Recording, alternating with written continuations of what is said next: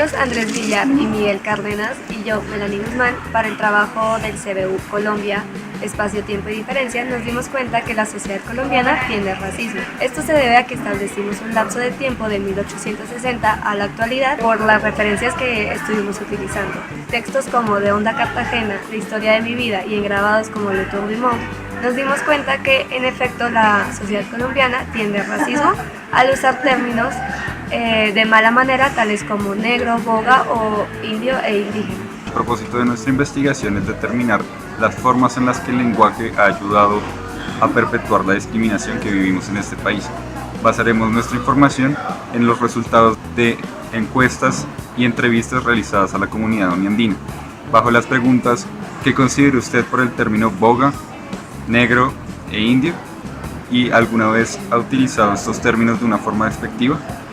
A continuación observaremos las entrevistas y analizaremos los resultados de las encuestas.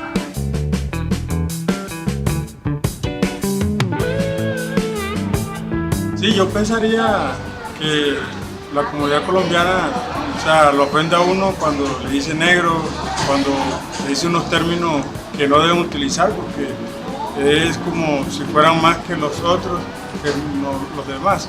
Entonces uno debe también de tener en cuenta cómo se va a expresar, ¿no? Sin necesidad de ofender a las personas. Si le dicen negro, de pronto la persona se siente agredida. O cuando le dicen indio, yo considero que indios somos todos. Porque si miramos los países Colombia, Perú, Ecuador, Bolivia, todos somos indios. Los únicos que no serían indios son los que son de raza pura, que son los españoles. Ya aquí no tenemos de raza pura. Lo podemos notar en la entrevista con el vigilante Juvenal Díaz. Encontramos que la palabra indio representa la ascendencia de todos nosotros. Se anula por un instante el objeto de ser despectivo, y en ese sentido podemos hablar ya de una verdadera reflexión sobre nuestra propia identidad como colombianos. En mi opinión, la palabra negro no se utiliza como una forma despectiva acá en Colombia, simplemente es como un apodo, de hecho incluso se llega a decir de cariño a alguien que pues, desde toda realidad es oscura, por así decirlo, pero no es con ninguna maldad, sino pues pero en cuanto a indio sí creería que se utiliza de una forma despectiva. Se utiliza cuando alguien no coge las cosas rápido. Con la estudiante Jenny podemos encontrar que la palabra indio se refiere a una connotación más inferior con respecto al otro. Al momento en que dice que cuando alguien se refiere a otra persona con la palabra indio es porque no posee las mismas capacidades cognitivas de las demás personas. Y que finalmente la palabra negro tiene que ver más con una cuestión de afectividad y cercanía. Depende, si la persona de pronto viene de un cabildo indígena, pues si le van a decir indio, pues para él es normal, pero para una persona que realmente no es de ese sitio o tiene que ver con otras cosas, pues la persona se va a sentir ofendido o se va a sentir mal o se va a sentir, si le dicen negro, si la persona de pronto lo va a tomar a mal, oiga, usted me está discriminando, me está haciendo como a un lado, de pronto diciéndome negro de un momento a otro, me voy a sentir mal. Con el vigilante José encontramos que dos aspectos definen que una palabra sea discriminatoria o no. Una, la intención del hablante, y dos, la verdadera descripción del origen del sujeto al que se habla. Sí, cuando dice negro, eso es como decir verme negro. Okay. ¿Cierto? Sí, entonces eso no debe ser. En conclusión, podemos evidenciar que los términos negro e indio denotan o referencian de forma despectiva hacia alguien o hacia un grupo de personas. A continuación veremos algunos datos y respuestas de las encuestas realizadas por 31 personas.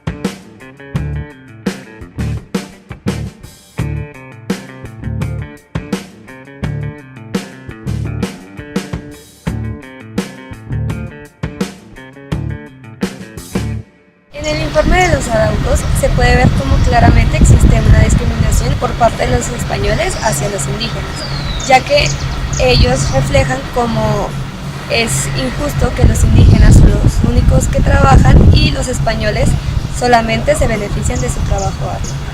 De Onda Cartagena podemos encontrar la experiencia del viajero y literato José María Samper, quien escribió sobre la naturaleza y sobre las comunidades indígenas afrocolombianas a lo largo de su viaje por el río Magdalena. Para las comunidades afrocolombianas se refiere con el término boga a las comunidades que tenían el oficio de la pesca y que su danza significativa era el currulao.